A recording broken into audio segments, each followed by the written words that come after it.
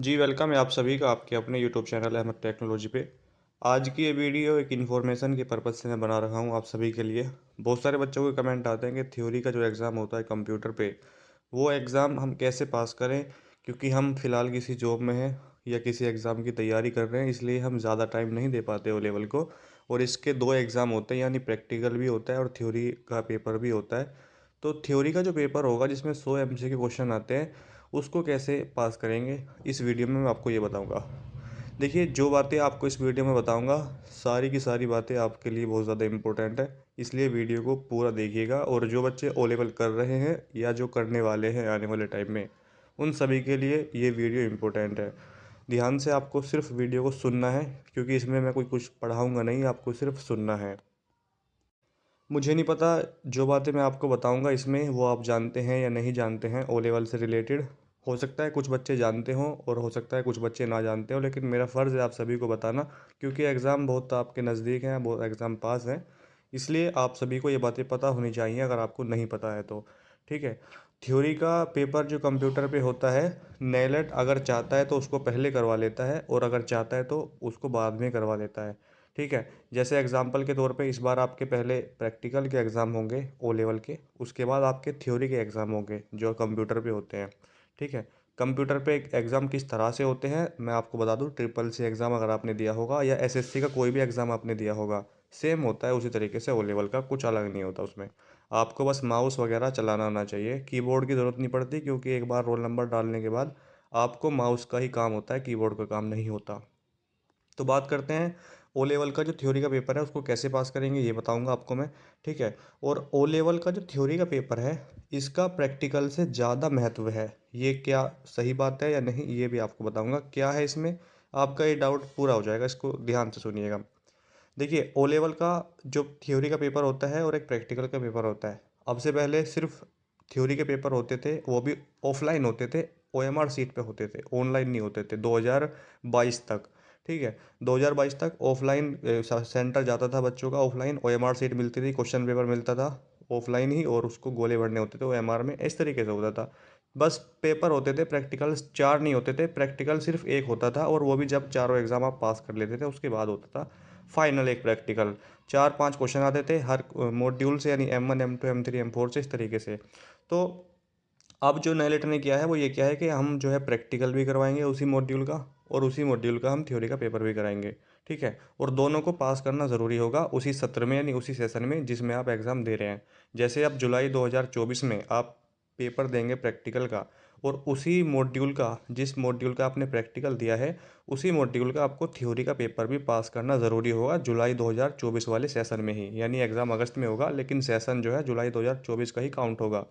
उसी सेशन में आपको प्रैक्टिकल प्लस थ्योरी दोनों को क्वालिफाई यानी पास करना ज़रूरी है। अगर एक किसी एक में भी फेल हो जाते हैं, थ्योरी या प्रैक्टिकल में से, तो आपको फेल ही माना जाएगा। उसका पेपर और उसका प्रैक्टिकल आपको नेक्स्ट सेशन में दोबारा से देना पड़ेगा, उससे पहले आपको उसमें पास नहीं माना जाएगा। ठीक है। 50% का जो है क्वालिफाइंग इन्होंने किया है कि 50% होने चाहिए पास होने के लिए। तो बात कर लेते हैं पहले थ्योरी के एग्ज़ाम की। देखिए, थ्योरी का जो पेपर होता है 100 नंबर का होता है। 100 नंबर का पेपर होता है आपका ओ लेवल का। इसमें आपको कितने नंबर लाने होते हैं, बहुत सारे बच्चे ये पूछते हैं कि कितने नंबर लाने ज़रूरी होते हैं पास होने के लिए। पास होने के लिए मिनिमम नेलेट ने कहा है कि आपके 33 नंबर होने चाहिए। ठीक है। यहाँ पर आप देख सकते हैं 33%, यानी सिर्फ 33 नंबर अगर आप लेकर आ जाएंगे तो आप क्वालिफाइंग हो जाएंगे, यानी पास हो जाएंगे। आप सिर्फ पास हो जाएंगे मतलब क्वालिफाइंग कर जाएंगे। अगर आपके 33 नंबर आ गए यानी आप पास हैं, लेकिन आपके प्रैक्टिकल में जितने नंबर आएंगे फिर उसका टोटल एवरेज जोड़ा जाएगा कि बच्चे के प्रैक्टिकल में और थ्योरी में दोनों के मिला के जो नंबर हैं उसका 50% बन रहा है या नहीं बन रहा। अगर नहीं बनेगा तो आपको फेल कर दिया जाएगा। यहाँ पर साफ साफ लिखा हुआ है, देखिए नीचे, minimum pass percentage is 50% of total weightage theory plus practical in each module. Her module में थ्योरी और प्रैक्टिकल में 50% का टोटल वेटेज होना चाहिए, तभी बच्चा पास होगा, उससे पहले नहीं होगा। ठीक है। तो ये है। तो 100 नंबर का आपका पेपर होगा, आप सभी जानते हैं। 100 नंबर के पेपर में अब से पहले 120 मिनट मिलती थी, 2 घंटे मिलते थे आपको जब ऑफलाइन होता था। लेकिन नेलेट ने क्या किया ट्रिपल सी एग्ज़ाम की तरह 100 क्वेश्चन तो आएंगे, लेकिन आपके पास अब सिर्फ 90 मिनट का टाइम होगा। यानी 90 मिनट में आपको ये 100 क्वेश्चन अटैम्प्ट करने होंगे।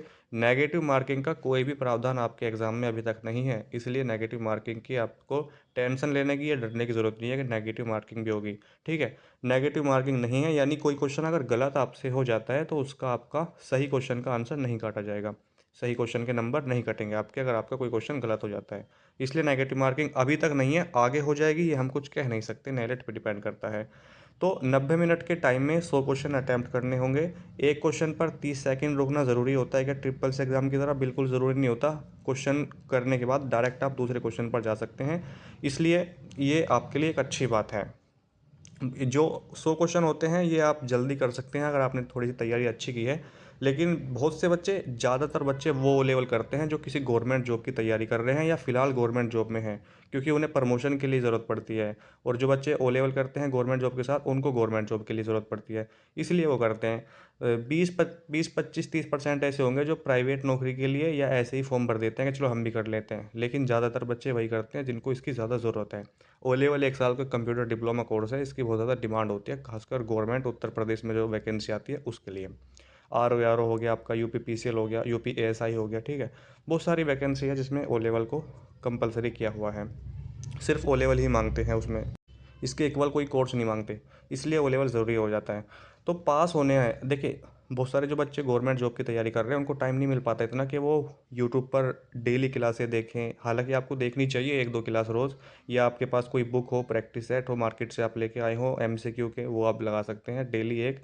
लेकिन फिर भी अगर आपके पास इतना भी टाइम नहीं है, मैं तो ये मान के चलता हूँ कि आप बिल्कुल पढ़ते ही नहीं हो, तो देखिए बिना पढ़े तो एग्ज़ाम पास होगा नहीं, फिर क्या करें। तो कम से कम अभी से आपको क्या करना है, ओ लेवल के जो 2020 के बाद के जितने भी पेपर हैं, 2020 के बाद हालांकि आपका M1R4 था, लेकिन उसके 21 में आपका M1R5 स्टार्ट हो गया था। तो 2021 के बाद के जितने भी पेपर हैं ओ लेवल के, आप जानते हैं हर 6 महीने में पेपर होते हैं इसके। तो जितने भी अब तक पेपर हुए हैं ओ लेवल के M1R5 वाले मॉड्यूल के, वो सारे के सारे आपको डाउनलोड करने हैं। हो सकता है तो आप उनको प्रिंट करा लीजिए साइबर कैफ़े से, ठीक है, प्रिंट करा लेंगे तो आप अच्छा होगा आपके लिए। प्रिंट कराने के बाद उसमें जितने भी क्वेश्चन हैं, आप जानते हैं 100 क्वेश्चन होते थे अब से पहले, तो सारे के सारे क्वेश्चनों को आपको जो है अपनी कॉपी में आप लिख सकते हैं तो लिखिए, वरना उसी जो आपने प्रिंट कराया है उसी में 4 ऑप्शन में से कौन सा ऑप्शन सही है उस पर टिक लगाइए, और उसी से रिलेटेड जो क्वेश्चन आपके याद है, जो उससे टॉपिक आपके याद है, पॉइंट याद है, उसको साथ के साथ उसी पे लिख लीजिए, ताकि क्वेश्चन के साथ आपके दूसरा क्वेश्चन भी याद हो जाए। अगर आप सिर्फ इतना कर लेते हैं, थ्योरी एग्ज़ाम आपका 100% पास हो जाएगा, गारंटी दे रहा हूँ मैं आपको। मेरा एक्सपीरियंस है इतना कि जो भी एग्ज़ाम नेलेट के होते हैं थ्योरी के, उसमें ज़्यादातर क्वेश्चन नेलेट के प्रीवियस ईयर से आते हैं और जो ऑफिशियल सिलेबस है उसमें से आते हैं। ऑफिशियल सिलेबस की पीडीएफ आपको व्हाट्सएप पे सेंड कर दूंगा। मेरा व्हाट्सएप नंबर है 8505848968, उस पर मैं आपको भेज दूंगा।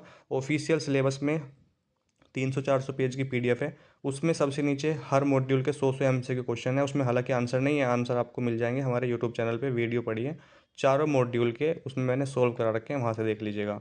तो उसको आप जरूर ले लीजिए, व्हाट्सएप पे सेंड कर दूंगा आपको, हाई का मैसेज भेजना, ओ लेवल पीडीएफ लिख देना बस, वहाँ मिल जाएगा आपको। बाकी आपको पेपर कहाँ से डाउनलोड करने हैं उसकी वीडियो बना रखी है मैंने, उसको देख लेना। ओ लेवल या क्रोम पे लिखना O level old question paper, direct सबसे ऊपर नेलेट की ऑफिशियल वेबसाइट आएगी क्वेश्चन पेपर की, उस पर करोगे तो वहाँ से डाउनलोड कर लोगे। उनको प्रिंट करा लेना अगर आप करा सकते हो, और उसको जो मैंने आपको बताया सारे के सारे क्वेश्चनों के आंसर आपको याद होने चाहिए जो ओ लेवल के प्रीवियस ईयर के हैं। इतना कर लोगे, आपका थ्योरी का पेपर पास को होने से कोई रोक नहीं सकता, ये मेरी गारंटी है। 50 नंबर भी अगर आप नहीं ला पाओगे 100 में से, तो आपके पढ़ने का कोई फ़ायदा नहीं है। और लगभग लगभग मैं आपको बता दूं 10 से 15 क्वेश्चन ऐसे आपके एग्ज़ाम में आएंगे जो बहुत ही इजी होंगे, लॉजिकल क्वेश्चन होंगे। जैसे ओटीपी की फुल फॉर्म क्या है, वन टाइम पासवर्ड है। ओटीपी कितने डिजिट का होता है, यूपीआई की फुल फॉर्म क्या है, ठीक है, यूपीआई किसके द्वारा लॉन्च किया गया। इस तरह के क्वेश्चन आपके एग्जाम में पूछे जाते हैं हर मॉड्यूल में, 10 से 15 क्वेश्चन। सीपीयू की फुल फॉर्म बताइए, ठीक है, और जो है डब्ल्यू की फुल फॉर्म बताइए, मैन की फुल फॉर्म बताइए। इस तरह से 10 से 15-20 क्वेश्चन आपके एग्जाम में बहुत ईजी आएंगे, जो आप बिल्कुल आराम से कर लेंगे बिना पढ़े भी, क्योंकि उतनी नॉलेज आपको होती है, 12वीं तक आप पढ़ते हो उतनी नॉलेज हो जाती है। बाकी आप प्रीवियस ईयर पढ़ेंगे, ओ लेवल का जो ऑफिशियल सिलेबस पीडीएफ नेलेट का उसको पढ़ेंगे। आप थ्योरी की टेंशन बिल्कुल मत लीजिएगा, यहाँ से आपका थ्योरी 100% क्वालिफाई हो जाएगा, पास हो जाएगा, डरने की ज़रूरत नहीं है। बात आती है प्रैक्टिकल की, प्रैक्टिकल आपका कैसे होगा। प्रैक्टिकल में देखिए कम से कम आपको 50 नंबर तो लाने पड़ेंगे ही अगर आपको पास होना है। वैसे तो 33% पे क्वालिफाई हो जाएगा प्रैक्टिकल, यहाँ पे लिखा हुआ है। ठीक है, 80 नंबर का आपका प्रैक्टिकल होता है, 20 नंबर का वाइवा होता है, वाइवा के नंबर भी मिलते हैं आपको। तो 33% क्वालिफाइंग है, पास नहीं हो पाओगे आप 33 पे। अगर 33 लाओगे प्रैक्टिकल और थ्योरी में नहीं हो पाओगे आप पास। ठीक है, लेकिन क्वालिफाइंग है आपका कि कम से कम 33 तो होने चाहिए। 33 से कम है तो आपकी कॉपी चेक नहीं होगी, फेल हो जाओगे। ठीक है। अच्छा, बात आती है कि इसका जो महत्व है थ्योरी का वो ज़्यादा क्यों है। ये बात भी सही है कि थ्योरी का जो पेपर होता है इसका ज़्यादा महत्व है प्रैक्टिकल से ज़्यादा। क्योंकि यहाँ पर नाइलेट ने साफ साफ लिखा है कि जो थ्योरी का पेपर होगा आपका उसका 60% वेटेज लेंगे। 60% वेटेज का मतलब आप समझते हैं। 60% वेटेज का मतलब ये है कि जितने भी नंबर आपके थ्योरी में आएंगे उसका 60%, ठीक है, 60% लेंगे हम उस उतने नंबर का आपका। और जो प्रैक्टिकल में जितने भी नंबर आपके आएंगे उसका 40% लेंगे। फिर जो 40% और 60% जोड़ के जो वेटेज आया है उनको जोड़ेंगे, फिर देखेंगे कि आपका 50% बना है या नहीं बना। अगर बना होगा तो पास हो जाओगे, अगर नहीं 49 भी रह जाता है ना, 49% भी अगर रह जाता है, 49.80 इस तरीके से भी, तो फेल ही कर देते हैं, बिल्कुल भी पास नहीं करते। तो इसलिए एक एक नंबर बहुत ज़रूरी होगा पास होने के लिए। कोई भी क्वेश्चन एग्जाम में छोड़ना नहीं है, क्योंकि नेगेटिव मार्किंग नहीं है। कोई अगर आपको क्वेश्चन नहीं आता है तुक्का मार तो हो जाएगा सही, नहीं होगा तो कोई इशू नहीं है। ठीक है, लेकिन छोड़ना नहीं है आपको। तो 60% का जो वेटेज है ना, इसीलिए 20% ज़्यादा वेटेज मिलता है आपको थ्योरी में। जितनी मेहनत ज़्यादा कर लोगे थ्योरी में उतना ही फ़ायदा होगा पास होने के लिए आपको। और प्रैक्टिकल में 40% होगा। उम्मीद करता हूँ ये वेटेज वाला जो सिस्टम है आपको समझ में आ गया होगा कि क्या रोल है इसका।